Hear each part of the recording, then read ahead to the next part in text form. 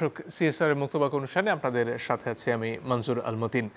আজকে আমাদের আলোচনার শিরোনামে যে বিষয়ে শুনছিলেন তার একটিকে নিয়ে।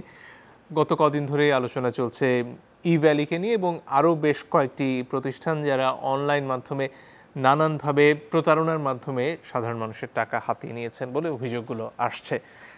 এর পাশাপাশি মহামান্য হাইকোর্ট বিভাগ একটা প্রশ্ন তুলেছেন যে সবসময় ঘটনা ঘটে যাবার পরেই কেন উদ্যোগগুলো নেওয়া হয়, তার আগে আসলে নজরদারিগুলো কোথায় থাকে, সেসব নিয়ে আসলে একটি বিশেষ তদারকি করার জন্য বিশেষ একটি সংস্থা গঠনের আলোচনাও চলছে কদিন ধরে।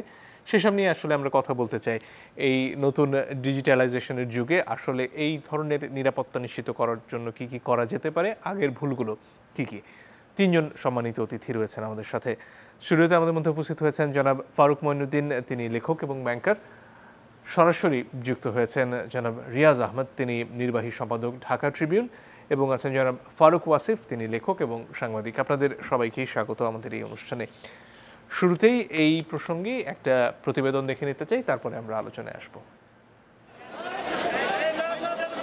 গুলশান থানায় করা প্রতারণা মামলায় ৩ দিনের রিমান্ড শেষে আদালতে ই ভ্যালির রাসেল শামীমা দম্পতি। এদিন ধানমন্ডি থানায় ৩৫ লাখ টাকার আরও একটি প্রতারণা মামলায় গ্রেপ্তার দেখিয়ে ৭ দিনের রিমান্ড চায় পুলিশ।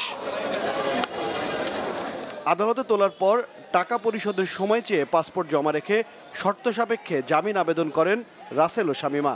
এই দম্পতির বিশেষ চাহিদা সম্পন্ন শিশু রয়েছে জানিয়ে শামীমার জামিনে জোর দেন আসামি পক্ষ। দুই পক্ষের যুক্তিতর্ক শেষে আদালত রাসেলকে ১ দিনের রিমান্ড দেন।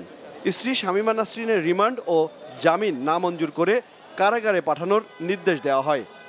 অন্য আসামি আছে, সেই আসামিরা পলাতক আছে, তাদের নাম ঠিকানা এবং তারা কোথায় আছে সেগুলো শনাক্ত করার জন্য এবং মামলার মূল রহস্য উদ্ঘাটন করার জন্য ৭ দিনে পুলিশ রিমান্ড চেয়েছিল আয়ু সাহেব। বিজ্ঞ আদালত সন্তুষ্ট হয়ে রাসেলকে ১ দিনে পুলিশ রিমান্ড মঞ্জুর করেছে।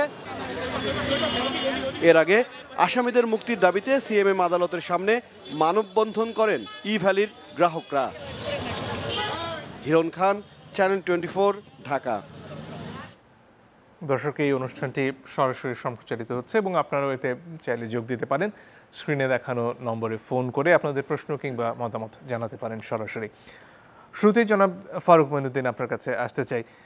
এই সমস্যাটি যে তৈরি হচ্ছে, এটা নিয়ে আলোচনা বেশ কদিন ধরেই আসলে হচ্ছে এবং অনেকেই আসলে সাবধান করার চেষ্টা করছিলেন যে এখানে যেভাবে আসলে ব্যবসাটি হচ্ছে সেটি গ্রহণযোগ্য হতে পারে না।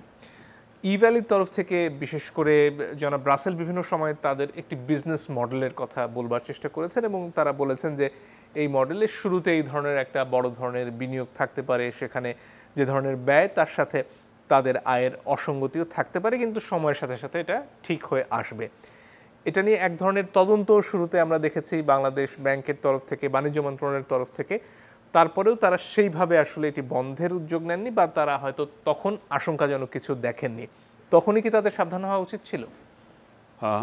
ধন্যবাদ আপনাকে। প্রথম কথা হচ্ছে যে বিজনেস মডেলের কথাটা বলছেন উনি, MLM, যেটা এই ব্যবসা কিংবা সাপ্লাই চেইন বিজনেস, এটা কিন্তু পৃথিবীর বহু জায়গাতে আছে। এটা হচ্ছে একেবারে ফেলে দেওয়ার মতো কোনো বিজনেস মডেল না।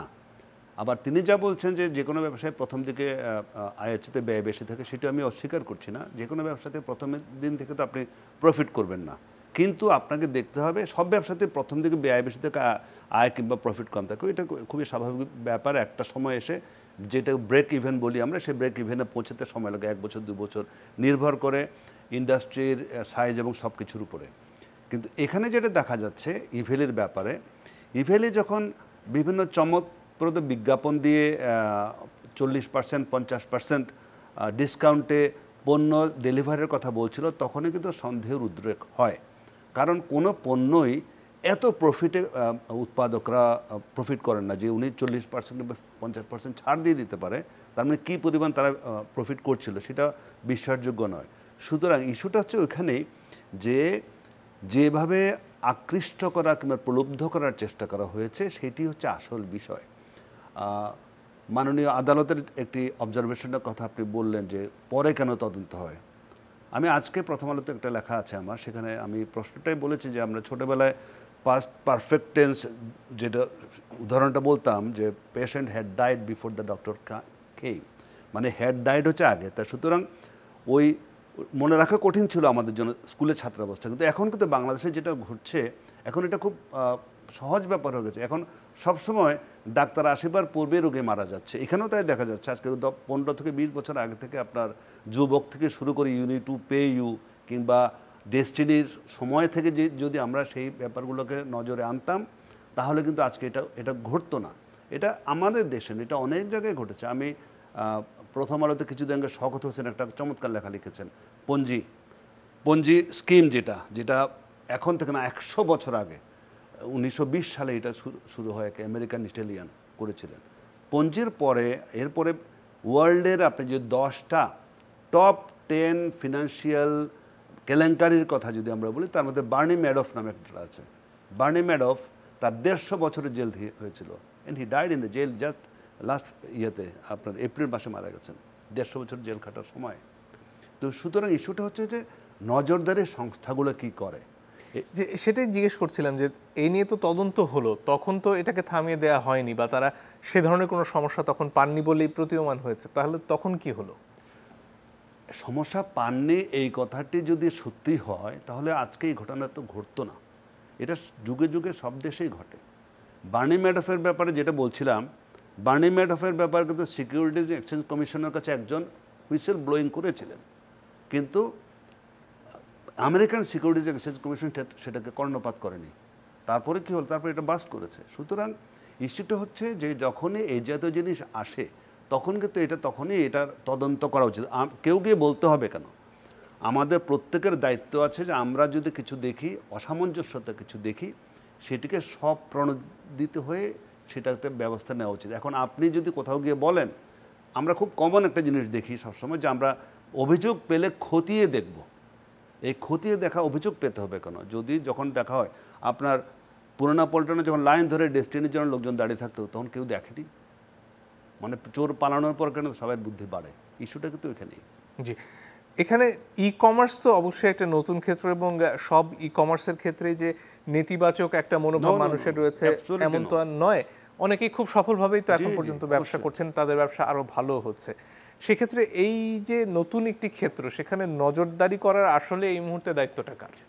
নজরদারি করার অনেকগুলো স্টেক হোল্ডার আছে। এখানে সেন্ট্রাল ব্যাংক আছে ফর পেমেন্ট এটসেট্রা নিয়ন্ত্রণ করার জন্য, ব্যবসায়িক যে নীতিমালা সেটার জন্য বাণিজ্য মন্ত্রণালয় আছে, কমপক্ষে 2টা নিয়ন্ত্রক সংস্থা আছে। কেউ বাণিজ্য বিষয়টা দেখবে, কেউ পেমেন্ট বিষয়টা দেখবে। খুব নিকট অতীতে কিছু নীতিমালা তৈরি করা হয়েছে। 2013 সালে সম্ভবত 2013 সালে এই সোকল্ড MLM একটা নীতিমালা হয়েছিল, কিন্তু লাইসেন্স কাউকে দেওয়া হয়নি।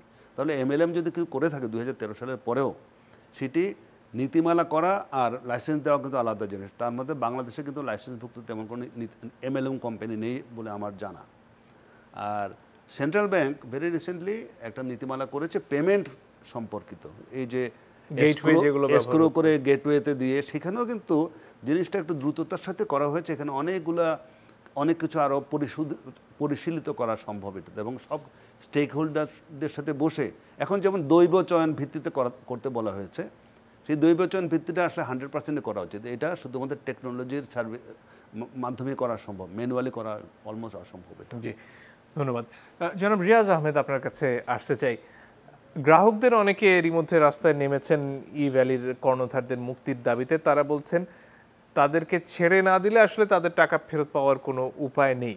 আবার এমন অনেকে আছেন যারা বলছেন আসলে মানুষের অতিরিক্ত লোভই এই ধরনের ঘটনায় যারা শিকার হচ্ছেন সেটার পেছনে আসলে দায়ী। কথা হচ্ছে মানুষের লোভ থাকতে পারে, কিন্তু সেটা নিয়ন্ত্রণ করার জন্য রাষ্ট্রের ভূমিকা আসলে কি হওয়া উচিত, এবং এটাই কি বাস্তব যে এদের আসলে ছেড়ে না দিলে টাকা ফেরত পাওয়ার কোনো উপায় নেই, আর ছেড়ে দিলেই কি আদৌ টাকা ফেরত আসবে কিনা? একটু আনমিউট করে নিতে হবে, শুনতে পাচ্ছি না।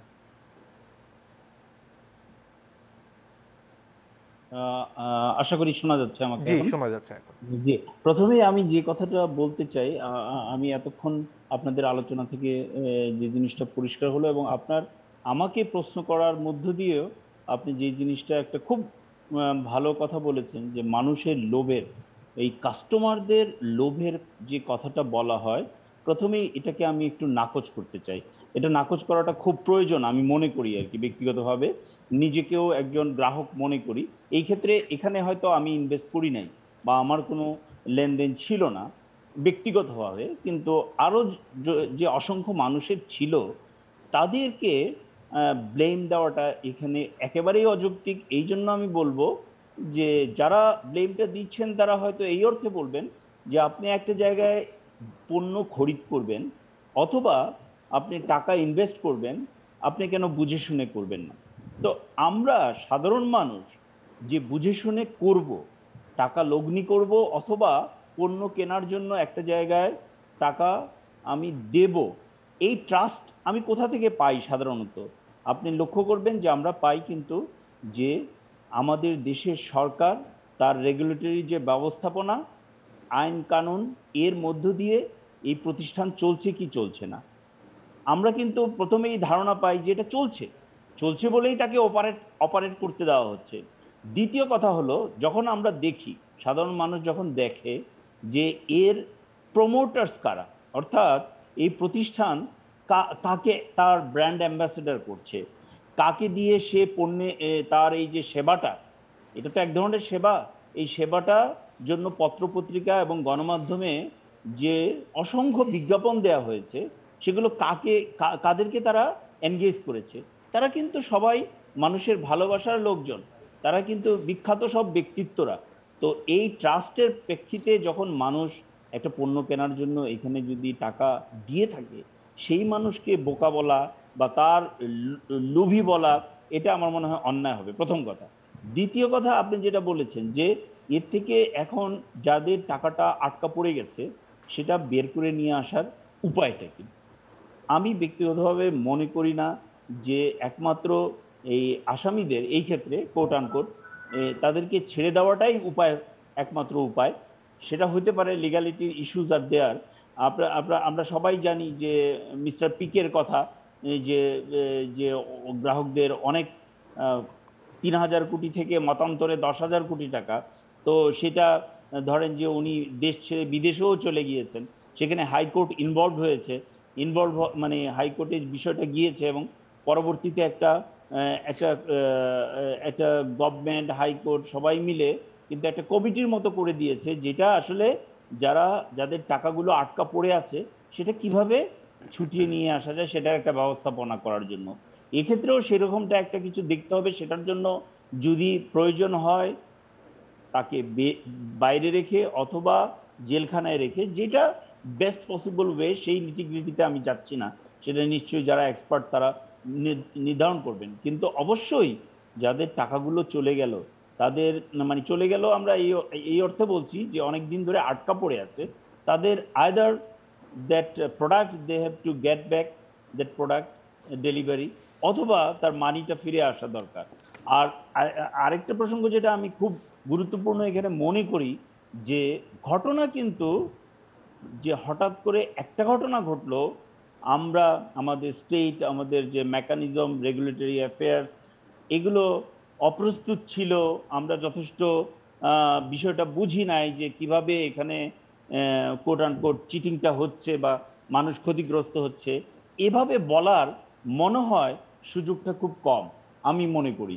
কারণ হলো যে রাইটলি সেইড, আমার পূর্ববর্তী ফারুক ভাই যেটা বলেছেন, যে সিন্স দ্য ডেস্টিনি ডেজ, হয়তো বা তারও আগে থেকে কিছু কিছু ক্ষেত্রে, এবং ডেস্টিনির ঘটনা, তারপরে ইউপি2, আরও যেসব এমএলএম, এই যে এইগুলো যে বাবলগুলো পরবর্তীতে বাস্ট হলো, সেই বাস্ট হওয়া পর্যন্তই কিন্তু আমরা অপেক্ষা করলাম। আমরা বলতে আমি বলবো একেবারে গ্রাহক থেকে শুরু করে, মানে আমাদের রাষ্ট্র ব্যবস্থা থেকে শুরু করে রেগুলেটরস পর্যন্ত, সেখানে কোনো ক্ষেত্রে সেটা আইনশৃঙ্খলা বাহিনী হতে পারে, কোনো ক্ষেত্রে সেটা ব্যাংকিং সিস্টেম হতে পারে, বাংলাদেশ ব্যাংক হতে পারে, যেই হোক না কেন, যেখানে দায়িত্বপ্রাপ্ত, তাদের কিন্তু এখন এটা আর বলার মনে হয় সুযোগ নেই যে আমরা বুঝতে পারিনি। কারণ হলো এই বুঝতে পারাটা এবং সেই অনুযায়ী আগে থেকে অ্যাক্ট করাটা, এটাই কিন্তু তাদের কাছ থেকে আমাদের আশা, এবং আমরা এটা আমাদের দাবি এবং এটা আমাদের এটা আমাদের ন্যায্য পাওনা আমি মনে করি।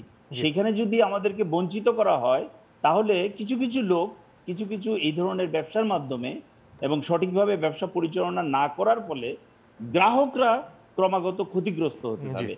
এটাকে ঠেকাতে হবে। আপনি দেখবেন যে ইভেলির পরে কিন্তু থেমে নেই, আরো কিন্তু পাইপলাইনে আপনি আজকেও দেখুন, আরেকটি আপনি অফিস বন্ধ ধামাকা করতে দেখুন, হয়েছে এরকম। ধামাকা যে আরেকটা সেখানে কিন্তু অনেক গ্রাহক প্রতিদিনই কিন্তু তারা হাহাকার করছে। জি, তো এই অনেক ধন্যবাদ। জিনিসগুলো একজন দর্শকের একটু টেলিফোন নিয়ে নিতে চাচ্ছি, ক্ষমা করবেন আমাকে। দর্শক, আপনার পরিচয় দিয়ে প্রশ্ন করতে পারেন। দর্শক, আপনার পরিচয় দিয়ে আসসালামু প্রশ্ন করতে আলাইকুম। পারেন। জি, শুনতে পাচ্ছি। ওয়ালাইকুম আসসালাম। আমার প্রশ্নটা হচ্ছে কি যে আমাদের দেশে এই প্রথম যে এই বিলেট বা ডিস্টেনি এটাই নতুন নয়, এর আগে অনেক কিছু হয়েছে, কিন্তু এখানে আমার দায়টা খুঁজতেছি, এখানে যে এটা তদারকি বা এটার দায়টা কি সরকারি দলের, না প্রশাসনের, না অন্য কারো ব্যাংকের? এটা কি দেখার কেউই আছে কি, বা এটা মানে সম্পূর্ণটা যে কে তদারকি করবে, এটাই তো আমরা এখন পর্যন্ত খুঁজে পাচ্ছি না। আমরা তো ধন্যবাদ। ভুক্তভোগী। আপনার পরিচয়টা জানা হয়নি। আমার পরিচয় হচ্ছে, আমি রংপুর বুড়িহাট রোড কদমতলা থেকে বলছিলাম। জি, ধন্যবাদ। জনাব ফারুক ওয়াসিফ, আপনার কাছে চলে আসি এবারে। এই যে পরিস্থিতির কথা আমরা এতক্ষণ বলছিলাম, দর্শকও তার প্রশ্ন করছিলেন, সেখানে একটা বড় বিষয় সামনে আসে, সেটা হচ্ছে এই যে বিভিন্নভাবে গণমাধ্যমে বলুন বা খোদ র্যাবেরই একটি প্রযোজনার ব্যাপারে ইভ্যালির বিজ্ঞাপন আমরা দেখেছি, এবং দুটো ছবি এখন আসলে পাশাপাশি সামাজিক যোগাযোগ মাধ্যমে ঘুরছে, যে একটিতে র্যাবের এই প্রযোজনাতে, একটি চলচ্চিত্রের প্রযোজনায় ইভ্যালি স্পন্সর করছে, আর পরের ছবিতে দেখা যাচ্ছে তাদের ইভ্যালির কর্ণধারদের গ্রেফতার করেছে র্যাব। তো এই যে এক ধরনের সামাজিক গ্রহণযোগ্যতা তৈরি করা হয়, এবং সেটা দেখে সাধারণ মানুষ স্বভাবতই বিশ্বাস স্থাপন করেন, যেটার কথা খানিকক্ষণ আগেই জনাব রিয়াজ বলছিলেন, তাহলে মানুষ আসলে বুঝবেন কিভাবে যে তাদের আসলে কোথায় বিশ্বাস করা উচিত, কি উচিত নয়, এবং সেই পুরো দায়িত্বটা আসলে কার ঘাড়ে বর্তাচ্ছে? মানে ব্যক্তির দায়ের কথা আমি আমার লেখাও বলেছি যে আমাদের হয়তো লোভ বেড়ে গেছে, সেই প্রসঙ্গে পরে আসে। কিন্তু ব্যক্তির চেয়ে বড় হচ্ছে রাষ্ট্র। আমরা রাষ্ট্রের ভেতরে থাকি, সরকারের অধীনে থাকি, আইনের অধীনে থাকি, এবং অনেক খরচ করে তৈরি করা অনেক প্রতিষ্ঠান, মানে বিপুল খরচ তাদের, সেই সবের অধীনে থাকি। এই কারণে থাকি, শেষ পর্যন্ত থাকি, যে তারা অন্তত একটা মিনিমাম স্ট্যান্ডার্ড রাখবে। তো আজকে কোনো সরকারি বাহিনী, প্রতিষ্ঠান, সেলিব্রিটি, বিখ্যাত মানুষজন, এবং যাদেরকে অন্যান্য ক্ষেত্রে ভালো মনে হয়েছিল সেসব মানুষজন, তারা যখন এত, মানে আপনার কানের কাছে যখন এত বড় বড় বিখ্যাত এবং র্যাব যেখানে আছে, সেখানে তো অন্যায় হতে পারে না, আমিও বিশ্বাস করি। অবশ্যই হতে পারে না, কোনো দিনই হতে পারে না, ইহকালেও হতে পারে না।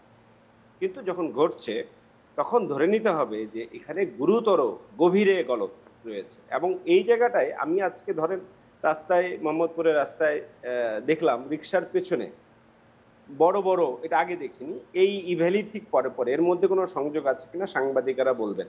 আমিও সাংবাদিক, কিন্তু আমার কাজটা ঠিক ওই মরা ঘাটার মতো, ঘটনা ঘটার পরে বিশ্লেষণের মতো। কিন্তু যারা আরো মানে ফোরফ্রন্টের সাংবাদিক, যারা অনুসন্ধানী প্রতিবেদন করেন, তাদের যে কাজটা ছিল যে আমরা কিন্তু এখানে ইভ্যালি নিয়ে যথেষ্ট তথ্য পাইনি। ইভ্যালি লোকটা খারাপ, ওই সোহেল এবং রানা এবং তার স্ত্রী এবং ইত্যাদি, এই কয়জন লোক খারাপ, যাদের নাম সামনে এসেছে। যাদের নাম আসেনি তাদের বিষয়ে অনুসন্ধানী প্রতিবেদন খুব বেশি একটা আমরা পাইনি। তাহলে আমরা বুঝতে পারতাম, এবং ওইখানে যদি গিয়ে দেখি যে হ্যাঁ, ইভ্যালি ধরা খেয়েছে, মানে আপাততভাবে অন্তত জেল পর্যন্ত যেতে হয়েছে। কিন্তু ধরেন শেয়ার মার্কেটে যখন আরো এর থেকে অনেক বড় বড় লুটপাট হয়েছে, তাদের কিচ্ছু হয়নি। ফলে ওখান থেকে একজন প্রেরণা পেতে পারে, প্রণোদনা পেতে পারে, উৎসাহ পেতে পারে যে এইভাবে বাংলাদেশে করা যায়। এবং এটা একটা সিস্টেমেটিক আয়োজন। যেটা আমাদের বলার দরকার সেটা হচ্ছে, আমরা এখানে পলিটিক্স, ইকোনমিক্স এবং অপরাধ এই মিলিয়ে এটা নিয়ে গ্লোবালি আলোচনা আছে, অর্থনীতিবিদরা এগুলো নিয়ে বইপত্র লেখেন। এটা একটা টার্ম, এটা কোনো গালিগালাজ না, যেটা হচ্ছে ক্রিমিনাল ইকোনমি। একটা ক্রিমিনাল ইকোনমি, এবং যেটা সাউথ এশিয়ায়, ফিলিপাইনে, আফ্রিকার কিছু দেশে যারা উন্নয়নের একটু নিচের দিক থেকে আছে, যাদের এখানে আইনের শাসন, গণতন্ত্র, মিনিমাম মানবাধিকার এগুলো প্রতিষ্ঠিত হয়নি, সেখানে একটা ক্রিমিনাল ইকোনমি চূড়ান্তভাবে বিরাজ করছে। এবং ক্রিমিনাল ইকোনমি নিয়ে আলোচনা করতে গেলে আপনার আজকে আফগানিস্তানকে আমরা কি বলছিলাম, যে আফগানিস্তানে যুদ্ধবাজ, ওয়ারলর্ড, জঙ্গিবাদ, যুদ্ধ। ক্রিমিনাল ইকোনমি হচ্ছে তার আগের ধাপ। এই কথাটা সোয়াসের অর্থনীতিবিদ মোস্তাক হুসাইন উনি বারবার বলে গিয়েছিলেন। উনি অনেক বিরাট অর্থনীতিবিদ, লন্ডন স্কুল অফ ইকোনমিক্সের অনেক বড় অর্থনীতিবিদ, যে একটা দেশে যখন দুর্নীতি চূড়ান্ত জায়গায় চলে যায়, যখন কেউ আর বিশ্বাস করে না যে এই দেশে আমি টাকা ইনভেস্ট করলে এটা ফেরত পাবো, এটা কোটিপতিও বিশ্বাস করে না, সাধারণ মানুষও বিশ্বাস করে না, মধ্যবিত্ত বিশ্বাস করে না, এবং আমার জান এবং আমার সম্পদের নিরাপত্তা থাকবে, এটা যখন আর হয় না, তখন টাকা পাচার বাড়তে থাকে, মুদ্রা পাচার বাড়তে থাকে। এই মুদ্রা পাচারের আরেক দিকে সৃষ্টি অন্য একটা খেলা, যেখানে হচ্ছে অল্প সময়ে বড় লোকে বিদেশে চলে যাব, অল্প সময়ে ইনভেস্ট করে আমি ইভ্যালি একটা বিরাট কিছু ইনভেস্ট করে নেই, কিন্তু তার উদ্দেশ্য হচ্ছে যে আমি দ্রুততম সময়ে বড়লোক হব। এবং যারা ইনভেস্ট করেছে তাদেরও চিন্তা হচ্ছে দ্রুততম সময়ে আমি বড়লোক হব। এবং ওই যে টেকনাফে, আমি এখানে কাউকে দোষারোপ করছি না, একজন ইয়াবা ব্যবসায়ী যে স্বাস্থ্য কমপ্লেক্সের 20 বছর চাকরি করে, সে এখন ইয়াবা ব্যবসায়ী।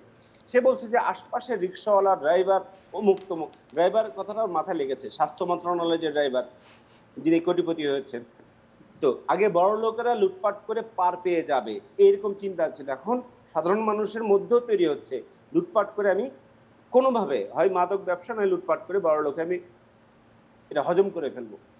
এই প্রবণতা, ওই যে বললাম রিক্সার পেছনে সাইনবোর্ডে পোস্টারে লেখা ছিল 8,000 টাকায় আপনি রঙিন টিভি 21 ইঞ্চি কিস্তিতে। এই যে প্রলোভন, মানে একটা স্বাভাবিক ইকোনমিতে তো এত প্রলোভনের দরকার পড়ে না, আপনার যদি প্রোডাক্ট ভালো থাকে। ফলে এখানে এই যে প্রলোভনের ব্যবসা, মানুষের মধ্যে চূড়ান্ত প্রলোভনকে জাগায়া তোলা, সে জাগায়া তুলছেন সেলিব্রিটিরা, বিখ্যাত মানুষেরা, সুন্দর মানুষেরা, এলিট মানুষেরা, এবং আইনি বলে, সাংবিধানিক বলে প্রতিষ্ঠিত বাহিনী এবং কর্তৃপক্ষরা। তারা যখন একজন ফটকাবাজের পক্ষে দাঁড়ান, তখন সাধারণ মানুষের পক্ষে বিচার করা কঠিন হয়ে পড়ে। জি, ধন্যবাদ। একজন দর্শক বোধহয় আছেন আমাদের সাথে। দর্শক, আপনার পরিচয় দিয়ে প্রশ্ন করতে পারেন। জি, আপনার পরিচয় দিয়ে প্রশ্ন করতে পারেন, শুনতে পাচ্ছি আমরা। জি, আসসালামু আলাইকুম। ওয়ালাইকুম আসসালাম। আমি কিশোরগঞ্জ জেলা পৌরসভা থেকে বলছি, প্রদীপ কুমার বর্মন। জি, আমার 3 জন মাননীয় অতিথির মহোদয়ের কাছে আমার একটি কোয়েশ্চেন। একটি হচ্ছে যে বাংলাদেশে যে বিগত দিনে যুবক, ইউনিপেড টু বা আদার্স যেগুলি গ্রাহকদেরকে প্রতারিত হয়েছে, আমি মনে করি এই টাকা অবশ্যই গ্রাহকরা পাবে। আমি প্রতিবেশী দেশ ভারতের মহামান্য সুপ্রিম কোর্টের একটি জাজমেন্ট ছিল, সাহারা গ্রুপের চেয়ারম্যান উনি একদিন জেলে ছিলেন, এবং মহামান্য সুপ্রিম কোর্ট থেকে উনি বলেছিলেন যে উনি জেলেই থাকবেন, জেলে থেকে গ্রাহকদের টাকা ডিস্ট্রিবিউশন করতে হবে, এবং ওনাকে কিন্তু তখন মহামান্য সুপ্রিম কোর্ট ভারতের জামিন দেন নাই। তারপরে এটা কিছুটা সুরা হয়েছে, গ্রাহকরা টাকা পেয়েছে। আমি মনে করি এই সিস্টেম করার কি কোনো উপায় করা যায় কিনা, বা এটা করলে গ্রাহকরা আশা করি টাকা পাবে। জি, অনেক ধন্যবাদ আপনার প্রশ্নের জন্য। দর্শক, শুনছিলাম আমরা একজন দর্শকের প্রশ্ন। এই প্রসঙ্গেই জনাব ফারুক মহিউদ্দিন, আপনার কাছে ফিরে আসি। এর মধ্যে যে খবর আমরা পাচ্ছিলাম যে ইভ্যালির অ্যাকাউন্টে 30 লাখ টাকার মতন রয়েছে, কয়েকটি গেটওয়েতে কিছু কোটি টাকা রয়েছে, কিন্তু তাদের দেনার পরিমাণ হচ্ছে প্রায় 1000 কোটি। এই যে এত বড় একটা ফারাক হয়ে গেল, তাহলে মাঝের টাকাটা আসলে কোথায় গেল? সেটা কি শুধুই বিজ্ঞাপনী সংস্থায় চলে গেছে, নাকি আরও কোথাও এই টাকাটা থাকতে পারে? এক আর দুই, দর্শকের যে পরামর্শটা ছিল একরকম, সেই ব্যাপারেও আপনার মতামত জানতে চাই। প্রথম কথা হচ্ছে যে কেউ কেউ বলছেন যে তাদেরকে জেলের মধ্যে ঢুকিয়ে রাখলে তো সমস্যার সমাধান হবে না। আমিও এটা আংশিকভাবে বিশ্বাস করি যে কোনো কোনো ক্ষেত্রে এটা সম্ভব হবে না, কিন্তু যখন এত বড় একটা ঘাটতি থাকে, তাকে বাইরে রাখলে কোন মডেলে তিনি এই ঘাটতিটা পূরণ করবেন সেটা আমার মাথায় আসে না অ্যাজ এ ব্যাংকার। তো সুতরাং আমি বারবার বার্নি ম্যাডফের উদাহরণটা কেন টানছি, বিকজ উনার এই দায় দেনা মেটানোর মতন ক্ষমতা ছিল না এবং তাকে 150 বছরের জেল দেওয়া হয়েছিল এবং যথারীতি গ্রাহকরা যারা টাকা খাটিয়েছিলেন তাদের কিছু টাকা হয়তো ফেরত পেয়েছেন, কিন্তু সবাই তো ফেরত পাননি। এখানেও যেই পরিমাণ তার ব্যালেন্স দেখা যাচ্ছে তাতে কিছুই হবে না, কিন্তু তাকে বাইরে রাখলেও এই ঘাটতি কিভাবে পূরণ করা যাবে। কিছুদিন পরে আমাদের দেশে সব কিছুর একটা প্রবণতা হচ্ছে যে কোনো কারণে যারই ক্ষতিগ্রস্ত সবাই সরকার আমাদেরকে কিছু দেবে, কিন্তু সরকারের অবশ্যই এখানে নজরদারির বিষয়টা ছিল। আমি এটা তো অস্বীকার করছি না, প্রথমেই বলেছি যে মানে রোগী মারা যাওয়ার আগে ডাক্তার আসা উচিত ছিল, যে সেটা যেহেতু হয়নি, আবার একই সাথে এই বিশাল যে ঘাটতি পূরণের দায়িত্ব সরকার নেবেন কিংবা কেন নেবেন সেটার একটা প্রশ্ন ব্যাপার আছে। কারণ এখানে দেখা যায় আমার রাষ্ট্রযন্ত্রে অনেক কিছুই দেখা যায় যেগুলো সবসময় সঠিকভাবে নজরদারি হয় না।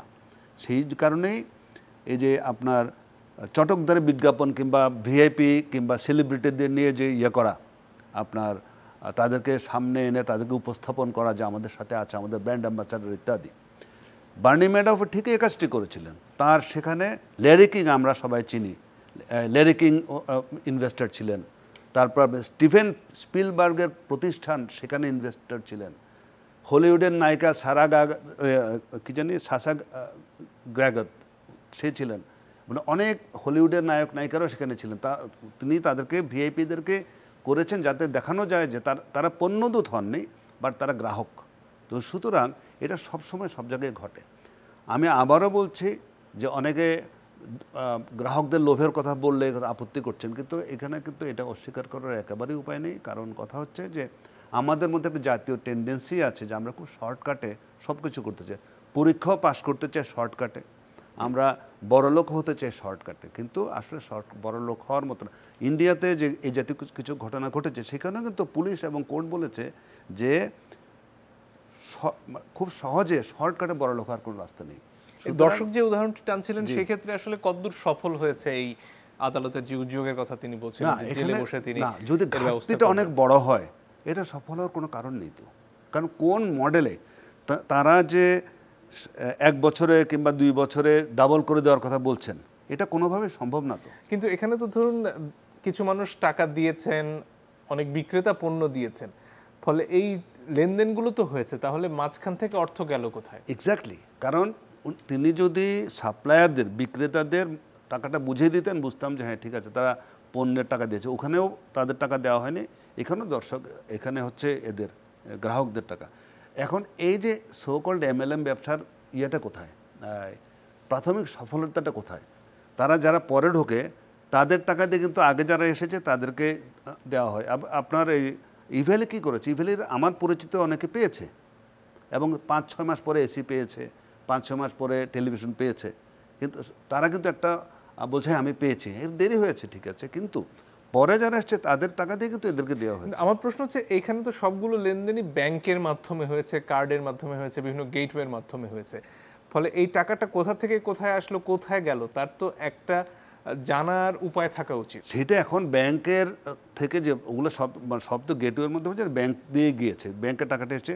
এখন সেইখানেও দেখার আছে যে ব্যাংকের সেখানে নজরদারি ছিল, ব্যাংকে যে আপনার অ্যান্টি মানি লন্ডারিং যেসব প্রসেসগুলো আছে সেগুলো ফলো করেছে কিনা, সেখানে ট্র্যাক রাখা যায় কিনা।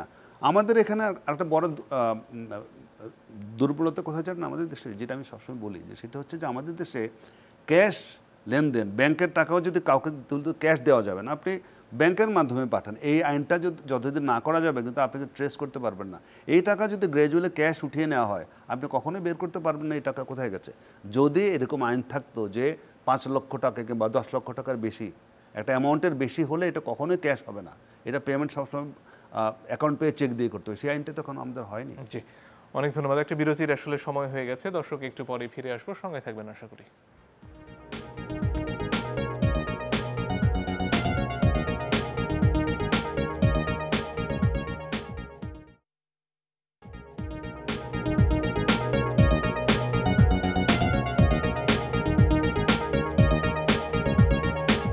দর্শক, আপনারা দেখছেন সিএসআর মুক্তবাক।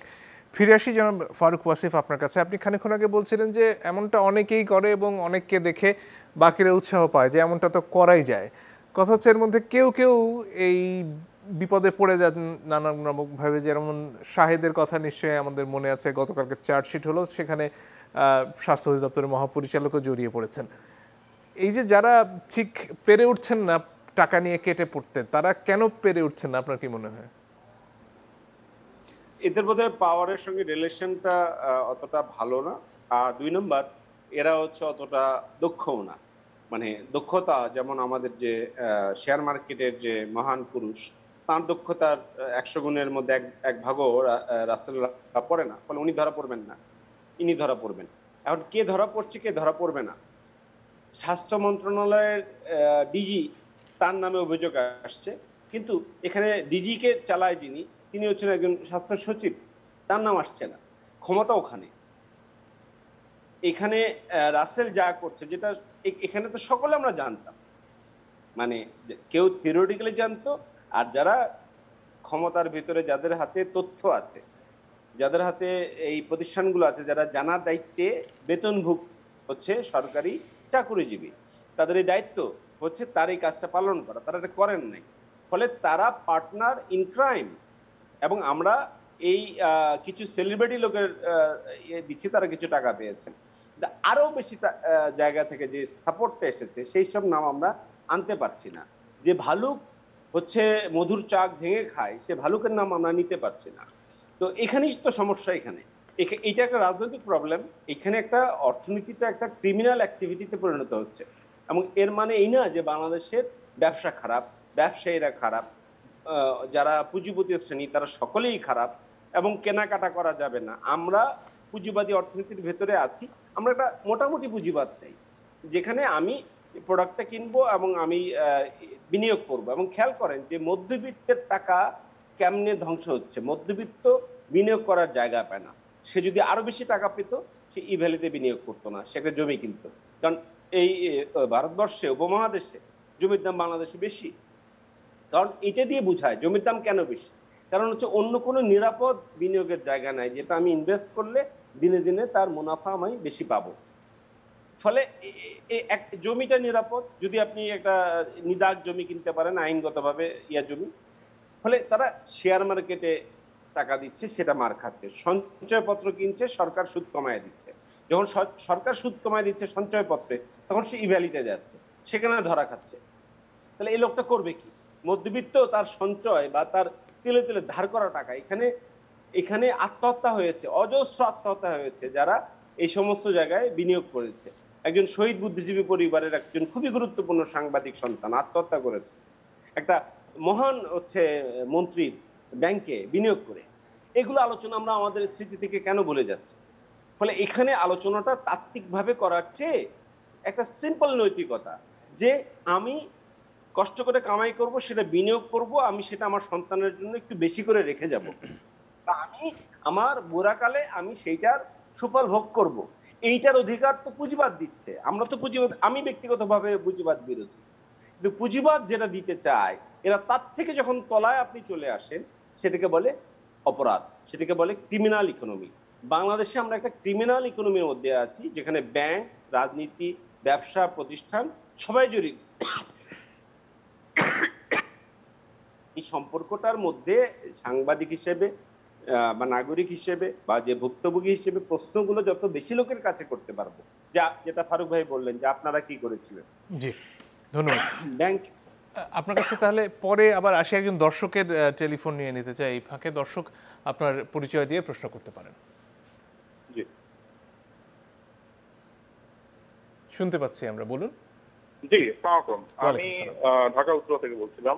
তো এখানে বারবার বলা হচ্ছে যে গ্রাহক লোভে পড়ে অর্ডার করেছে। তো এখন আমার কথা হচ্ছে যে এখানে তো আমরা টাকা ইনভেস্ট করি নাই, যে এখানে আমি টাকা ইনভেস্ট করেছি ডাবল টাকার বেনিফিট পাওয়ার জন্য। হ্যাঁ, আমি একটা সময় যা ডাবল টাকা বেনিফিট পাবো, কিন্তু করোনার সময় তো সবকিছু বন্ধ ছিল, শপিং মল থেকে শুরু করে সবকিছু বন্ধ ছিল। এখানে ইভেলি অফার দিয়েছে, পণ্য দিয়েছে, তো ওই পণ্য আমরা অর্ডার করেছি। তো এখন অর্ডার করে যদি এটা 6 মাস 8 মাস আটকিয়ে রাখে ইভেলি, তাহলে এই দোষটা কি গ্রাহকের না ইভেলির? তো এখন কথা হচ্ছে যে বারবার বলা হচ্ছিল যে অনলাইনে কেনাকাটা করুন, ঘরে বসে থাকুন। তো আমরা তো অনলাইনে কেনাকাটার জন্যই তো অর্ডার গুলো দিয়েছি, আর এখানে তো নিত্য প্রয়োজনীয় জিনিস ছিল। ওই সময়টা কেন সরকার উদ্যোগ নিল না যে নিত্য প্রয়োজনীয় এরকম একটা প্ল্যাটফর্ম তৈরি করা? কারণ ইভেলি তো এমন কিছু নাই যে ছিল না, প্রত্যেকটা সমস্ত আমার ঘরের বাজার থেকে শুরু করে একদম প্রয়োজনীয় সমস্ত কিছু ছিল। কেন গ্রাহক লোভে পড়ে কথাটা? জি, ধন্যবাদ আপনার মন্তব্যের জন্য এবং প্রশ্নের জন্য। জনাব রিয়াজ আহমেদ, আপনার কাছে আসতে চাই এই পর্যায়ে। এই যে পরিস্থিতি নিয়ে আমরা কথা বলছি, সেখানে আরেকটা দল নিয়ে অনেক সময় আমরা কথা বলি না বা তারা হয়তো আড়ালেই থেকে যান। যেমন ইভ্যালি যখন শুরু করলো তখন তার কদিনের মাথায় প্রায় 2000 মানুষ সেখানে কাজ করতেন। শেষ পর্যন্ত বোধহয় 1300 থেকে 1500 মানুষ এখানে কর্মরত ছিলেন। এরা হয়তো অন্য কোনো জায়গায় যে ভালো কাজ করতেন, তারা সেখান থেকে ছেড়ে এসেছেন আর একটু ভালো বেতন পেয়ে, অথবা একদম সাধারণ মানুষ যারা হয়তো একটি সাইকেল নিয়ে ঘরে ঘরে গিয়ে পণ্যগুলো পৌঁছে দিতেন। এদের ব্যাপারে আসলে এই মুহূর্তে কি করণীয় রয়েছে? আসলে সত্যি কথা বলতে কি যে এদেশে তো অনেক মানুষ আসলে কর্মসংস্থানের অভাবে রয়েছে। বিশেষ করে গত 1.5-2 বছরে এই প্যান্ডেমিক সিচুয়েশন সেটাকে আরও কোনো কোনো ক্ষেত্রে আরও অ্যাগ্রেভেট করেছে।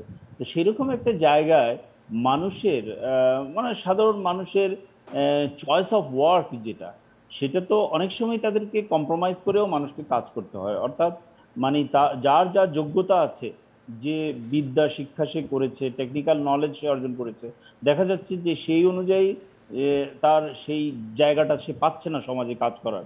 তখন তারা কিন্তু অনেক ধরনের কাজে ইনভলভ হয়। এবং এই ধরনের যে উদ্যোগগুলো, এই ধরনের ব্যক্তি মালিকানাধীন বা প্রাইভেট এন্টিটি থেকে আসা উদ্যোগ যেখানে লোকেদের কর্মসংস্থান হয়, সেটা আমি আবারও বলবো যে with the honesty of purpose যদি এই বিজনেসগুলো একটা সুষ্ঠু বিজনেস মডেলের ভিত্তিতে করা হয়, রেগুলেটরি বডিগুলো তাদের দেখভাল করার যে মনিটরিং সেটা যদি ঠিক থাকে এবং সমাজে আইনের শাসনটা বিদ্যমান থাকে, তাহলে কিন্তু উইন উইন একটা সিচুয়েশন থাকে। অর্থাৎ যিনি ব্যবসায়িক মডেলটা দাঁড় করাবেন তিনি একটা অনেস্ট পারপাস নিয়ে সেই কাজটা চালিয়ে যাবেন, বিক্রেতারা পণ্য বিক্রয় করবে, গ্রাহকরা একটা সাশ্রয়ী মূল্যে জিনিসটা পাবে। এবং আপনি যে কথাটা বলেছেন যে অনেক লোকের কিন্তু একটা কর্মসংস্থানের ব্যবস্থা হয়। তো আজকে যখন এই ধরনের প্রতিষ্ঠানগুলো মার খেয়ে যায় এভাবে, বা যে কোনো কারণেই হোক, তার অনেস্টির অভাবে বা তার সেই কাজটা সঠিকভাবে না করার অভাবে, যেভাবেই হোক না কেন, দ্য নেট বেনিফিশিয়ারি আসলে কেউ না সেই অর্থে, হয়তো বা গুটি কয় কিছু ব্যক্তি হতে পারে, কিন্তু বাকিরা সবাই কিন্তু লুজার্স। গ্রাহকরা লুজার্স। এখানে যারা কাজ করতেন তারা এখন তাদেরকে নতুন করে জব খুঁজতে হবে, এরকম একটা পরিস্থিতি। আমি এই প্রসঙ্গে কতটুকু প্রাসঙ্গিক না সেই বিবেচনা বোধ কিছুটা সাইডলাইনে রেখেও আমি বলতে চাই যে আসলে বারবার আমি যে কথাটা এমফেসিস দিতে চাই, যদিও খুব মোটা দাগে মানে একটু বড় কথা শোনায় বা একটু থিওরিটিক্যাল শোনাতে পারে, আইনের শাসন সর্বক্ষেত্রে কতটা জরুরি।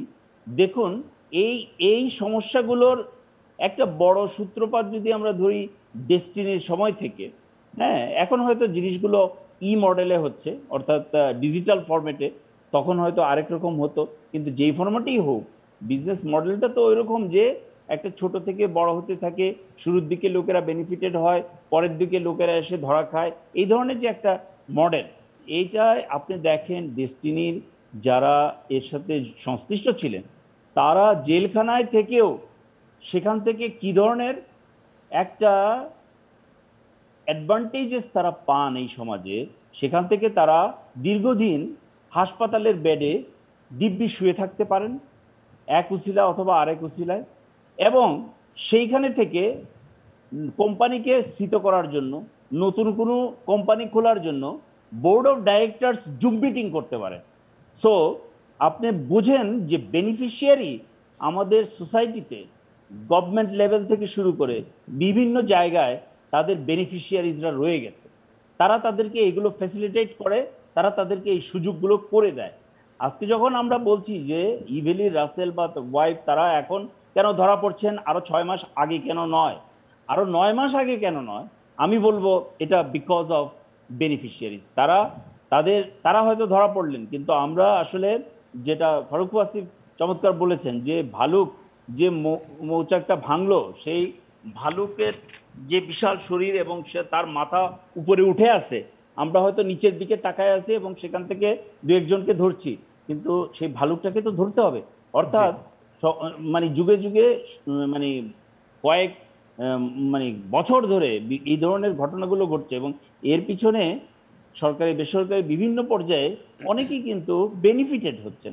এবং দর্শক যে প্রশ্নটা করছিলেন জনাব রিয়াজ, সেটা হচ্ছে তারা তো নিত্য পণ্য কিনেছেন, করোনার সময় উৎসাহিত করা হয়েছে এই ধরনের বিভিন্ন ওয়েবসাইট থেকে পণ্য কিনতে, তাহলে তাদের আসলে দোষটা কোথায়, তারা কোথায় ভুল করে বসলেন? আমি কিন্তু শুরুতেই বলেছি, আমি শুরুতেই বলেছি, আমি 1 মিনিটে শেষ করে দিচ্ছি, শুরুতেই বলেছি আমি তাদের দায়টা দেখি খুব কম। আসলে কারণ হলো এখানে কিন্তু এই আমরা বিরতির সময় আলাপ করছিলাম, এদেশের লোকেরা অ্যামাজন থেকেও পণ্য কিনছে এবং আমাদের দেশীয় প্রতিষ্ঠান ধরেন রকমারি.com থেকেও ধরেন আমরা বইপত্র কিনি, ঠিক আছে না? তারা তো সেই প্রতিষ্ঠানগুলোর সাথে এই গ্রাহকদের, বাংলাদেশের গ্রাহকদের আস্থার সম্পর্ক কিন্তু স্থাপিত হয়েছে। তো সেই একই ধরনের মডেলে যদি আজকের যুগে আমরা অনলাইন শপিং আরো করতে চাই, বিভিন্ন পণ্য কিনতে চাই, এখানে আপনি গ্রাহককে কেন দোষারোপ করবেন? এবং গ্রাহক তো জানে তার ভরসার জায়গা হচ্ছে রাষ্ট্র, সরকার, তার বাহিনীগুলো, তার প্রতিষ্ঠানগুলো। এখন সেগুলো যদি ডিসফাংশনাল হয় অথবা ম্যালফাংশন করে, তার দায়িত্ব দিতে হবে সরকারকে। জি, অনেক ধন্যবাদ। জনাব ফারুক মঈনুদ্দিন, আপনার কাছে ফিরে আসি। পিপলস লিজিং এর অবসায়নের একটা সূচনা হয়েছিল কিছুদিন আগে, তারপরে আবার নতুন করে সেটাকে ভাবার জন্য আদালত থেকেই পরিচালক পর্ষদ নিয়োগ করা হলো। এই যে একটা অবকাঠামো রয়ে গেছে ই ভ্যালির, সেখানে প্রচুর মানুষ কাজ করেন, তাদের ভাড়ায় হলেও গোডাউন রয়েছে, অফিস রয়েছে, এর বিশাল দায়ের কথা মাথায় রেখেও এখানে কি কোনো কিছু কাজ করানো আর সম্ভব কিনা? হ্যাঁ, সেইটাই আমরা প্রথম দিকে একটু আলাপ করছিলাম যে এটাকে কোনোভাবে পুনরুজ্জীবিত করা যায় কিনা, কিংবা এটাকে আবার রিভ্যালিটাইজ করা যায় কিনা, যে এই যে এতগুলো মানুষের টাকা আটকে গেছে, এদেরকে উদ্ধার করার জন্য কিছু করা যায় কিনা, তা সেটি নির্ভর করছে এখন যে আপনি যে প্রশ্নটা করছিলেন যে এতগুলো টাকা তাহলে গেল কোথায়। সব তো বিজ্ঞাপনে যায়নি, হ্যাঁ, সবগুলো স্পন্সরশিপে যায়নি। তাহলে এইটার যদি তদন্ত করে বের করা যায় টাকাগুলো আদৌ কোথাও আছে কিনা কিংবা সরিয়ে ফেলা হয়েছে কিনা, সেগুলো থেকে যদি কিছু আদায় করা যায় অথবা উদ্ধার করা যায়, তাহলে হয়তো গ্যাপটা কমে আসবে। যদি গ্যাপটা ম্যানেজেবল হয় তাহলে হয়তো এটাকে, এই মডেলটাকে চালিয়ে রেখে যারা পণ্য টাকা দিয়ে পাননি তাদেরকে আস্তে আস্তে আস্তে শোধ করা। আপনি দেখবেন আমাদের দেশের সরকার কিন্তু ওই যে ফারুক ওয়াসিফ একটু আগে বলছিলেন যে একটা পুঁজিবাদী ব্যবস্থার কথা, আমাদের দেশে ঠিক আসলে পুঁজিবাদী ওইটাও ঠিক পুরোপুরি নেই। আপনি দেখেন অনেক আপনার কথা 80-র দশকে যখন ওই বাংলাদেশ কমার্স অ্যান্ড ইনভেস্টমেন্ট নামে একটা কোম্পানি এবং ন্যাশনাল ক্রেডিট নামে দুটো কোম্পানি, তারা ব্যাংক হিসাবে বলে অনেক টাকা নিয়ে পরে এগুলো কিন্তু যদি সত্যিকার পুঁজিবাদী একটা সিস্টেম থাকতো তাহলে কিন্তু এগুলো গভর্নমেন্ট ওদেরকে চলে যেতে দিত।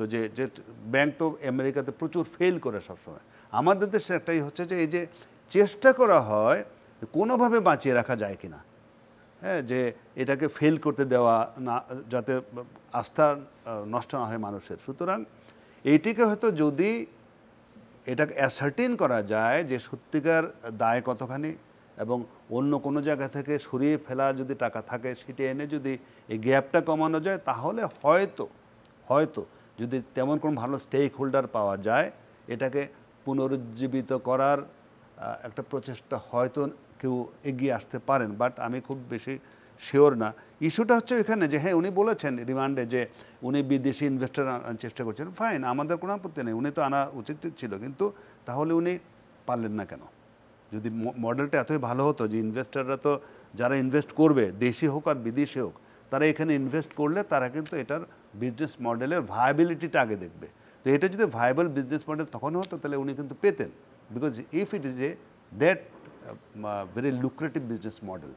এখন নতুন নতুন স্টার্ট আপ তো শুরু হচ্ছে এবং তারা অনেকে বিদেশ থেকে ভেঞ্চার ক্যাপিটাল নিয়েও আসতে পারছেন। তাদের জন্য এই ধরনের ঘটনা বাংলাদেশে হলে কতটুকু অসুবিধা তৈরি করবে? সেই কথাটা বলছি যে আইনি প্রক্রিয়া কিংবা আইনি কাঠামো যেটা যদি সাফিসিয়েন্ট না হয়, তাহলে বিদেশি লোক এখানে এসে আমাদের দেশে ইনভেস্ট করার জন্য খুব বেশি ভরসা পাবেন না, কারণ তাদেরকে আইনি সুরক্ষা দিতে হবে। এই যে আমি বলছিলাম যে এখন যেটা করেছে গেটওয়ে পেমেন্ট ইত্যাদি এসকোর সিস্টেম করে মাল ডেলিভারি হয়েছে কিনা, পণ্য ডেলিভারি হয়েছে কিনা এটা কনফার্ম করে তারপরে পেমেন্ট রিলিজ করার ব্যাপারগুলো হয়েছে, এটা এখনও একেবারে রুডিমেন্টারি পর্যায়ে। এখানে আরও অনেকগুলো ফাইন টিউনিং লাগবে হয়তো, কিন্তু যেহেতু খুব তাড়াতাড়ি করে করা হয়েছে দ্রুততার সাথে, এগুলো লাগবে। কিন্তু এইরকম জিনিস চলতে থাকলে কিংবা এই আইনি কাঠামোর দুর্বলতা থাকলে কিন্তু এই ভেঞ্চার ক্যাপিটাল বলি অথবা আমাদের দেশের কোনো বড় ইনভেস্টর যারা এখানে দিতে চাইবেন তারাও তো একটু এটা পিছিয়ে যাবেন যে এটার বিজনেস মডেল হয়তো ভালো কিন্তু আইনি কাঠামো আমাকে সুরক্ষা দিচ্ছে না। সুতরাং এই জিনিসগুলো ইস্যুটা কোথায় জানেন, আমাদের দেশে এখানে বিভিন্ন সংস্থা এবং অফিসগুলোর মধ্যে সমন্বয়টা খুব কম। সুতরাং এটা হচ্ছে আরেকটা বড় দুর্বলতা। একটা হচ্ছে আপনার সব প্রণোদিত হয়ে কিছু করা, আরেকটা হচ্ছে সবগুলো স্টেক হোল্ডার মিলে বসে একটা কিছু করা, এটা কিন্তু হয় না। এইসব কারণে কিন্তু আমাদের আইনের ফাঁক থেকে যায়, আমাদের আইনের দুর্বলতা থেকে যায়। অনেক ধন্যবাদ। ফারুক ওয়াসিফ, যদি আর কিছু যোগ করার থেকে খুব সংক্ষেপে। না, এখানে যে দর্শক যে কথাটা বলেছিলেন ওটাই শেষ কথা, সেটা হচ্ছে যে একটা খারাপ কাজ অনেকগুলো ভালো কাজের পথ বন্ধ করে। এই সরকার শুরু করেছিল ডিজিটাল বাংলাদেশ বলে, এটা হচ্ছে ই ভ্যালি ই অরেঞ্জ হচ্ছে তার ফাইনাল পরিণতি। বাংলাদেশ ব্যাংকের ডিজিটাল দুর্নীতি, ডিজিটাল লুটপাট থেকে শুরু করে এই পর্যন্ত, এই বিষয়ে কথা এখানেই শেষ। দ্বিতীয় কথা, যে বাড়ি বাড়ি প্রোডাক্ট পৌঁছে দিবে এবং ছোট ছোট প্রোডাকশন হাউসের প্রোডাক্ট বড় বড় জায়গায় সারা দেশব্যাপী এবং বিদেশেও পৌঁছে দিবে, এইটার জন্য তো নেটওয়ার্ক, এটার জন্য তো একটা ই কমার্স, এটার জন্য তো ডিজিটাল বাংলাদেশ। আমি এখানে ঘরে বসে প্রোডাক্ট পাবো, বিশ্বাসের মধ্যে দিয়ে পাবো, সমস্যা হলে আমি প্রতিকারও পাবো। এইটার ফলে যে কত যুবক, কত তরুণ, কত তরুণী তাদের যে ভবিষ্যৎ কর্মসংস্থানের পথ বন্ধ হয়ে গেল। একটা আমি চাই ই ভ্যালি কালকেও সফল হোক, আমি চাই ই অরেঞ্জ পরশু সফল হোক, আলিবাবা হোক, আমাজন হোক। না, কথাটা শেষ হয়নি। সেটা হচ্ছে যে এই জিনিসগুলোর শাস্তি এই কারণে হওয়া দরকার যে আরো নতুন উদ্যোক্তার পথ বন্ধ করছে, অনেক কর্মসংস্থানের পথ বন্ধ করছে। ডিজিটাল ব্যবসা বা অনলাইন বা ই কমার্স খারাপ জিনিস সব সময় না, এটা ভালো। অনেক ধন্যবাদ। আসলে সময় একেবারেই ফুরিয়ে গেছে। আপনাদের তিনজনকে অসংখ্য ধন্যবাদ আমাদেরকে সময় দেওয়ার জন্য। দর্শক ধন্যবাদ আপনাদেরকেও। বিদায় নিচ্ছি আজকের মতো।